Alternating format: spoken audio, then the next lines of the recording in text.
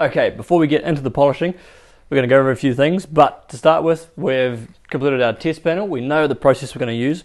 We know what combination of pads and polish we're going to use for this correction.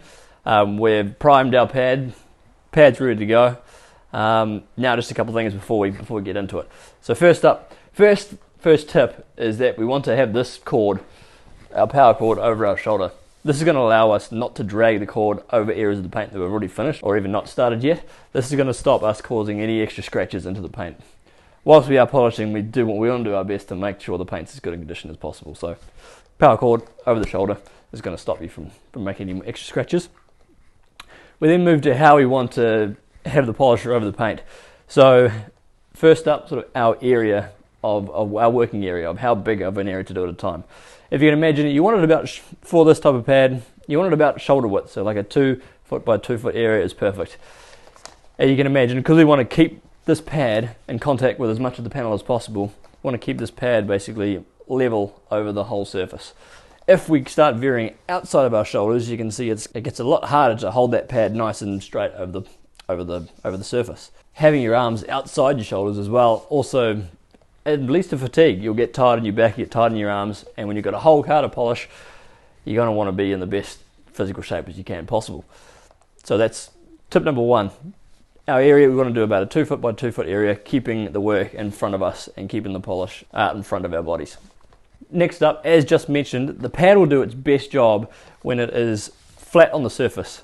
Obviously, in some areas of the car where you have angles, you want to imagine that the angle of the pad matches basically the center of the panel. So if you are going over a surface, you can imagine if we want that pad in the center of it. You'll find pretty quickly that when your pad goes to an angle, that'll stop rotating. There's a couple of ways you can look at this. You can either put a mark on the machine itself so you can see it rotating, or to be honest, you'll see it and feel it pretty quickly.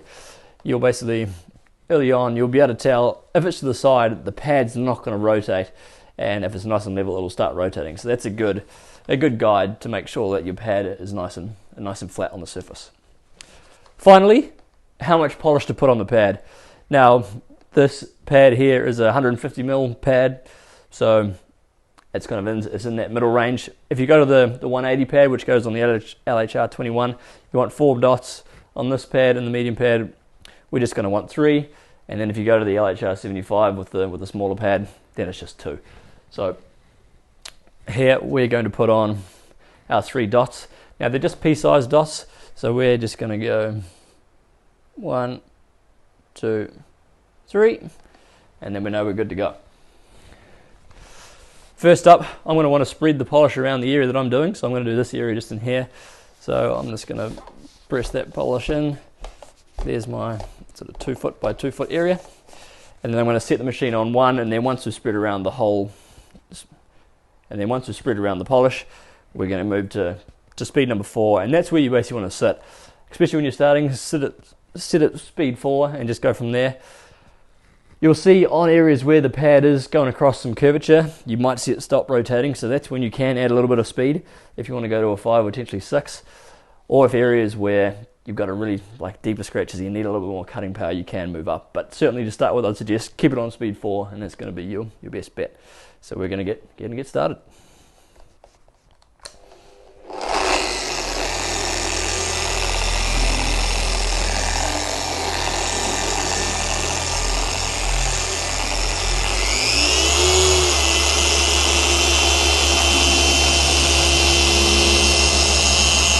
So you can see speed-wise, I'm quite slow. So we're in the Rupes system. The slower you go, generally the better you'll be. You don't want to be stopped on the paint, but if you're going quite slow and smooth, having the pad have more time on the paint is going to give you a better job than moving a bit quickly. Again, when we talk about keeping the pad level, if on this arm I'm quite sort of steery, all of a sudden it's easy to lift off or get this way, when if you can imagine this is basically just hanging on to the trigger and this hand is doing all the guiding, then it's a lot easier to keep the pad level.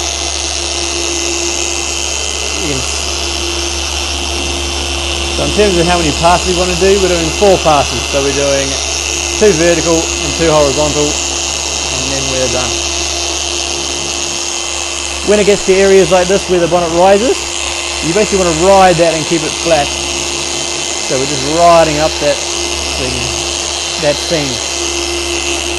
If you basically can imagine you're putting here, all the area of the pad is getting onto that one crease of the panel, and it's going to wear down that crease rather than get to the areas we need to. So you want to ride that the shape of the panel.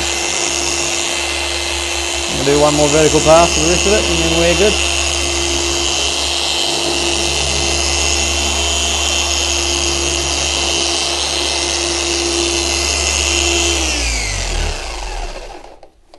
Perfect.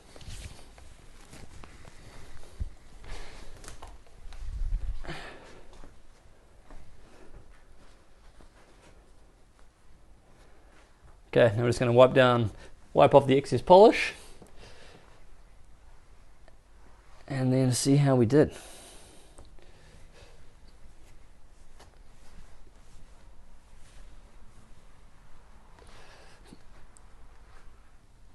So again, I'll go back to the light. I like looking at each pass that I've done. I like checking out with my light to make sure that we've basically got everything that we need. Making sure I've got rid of all the imperfections, I've got rid of all the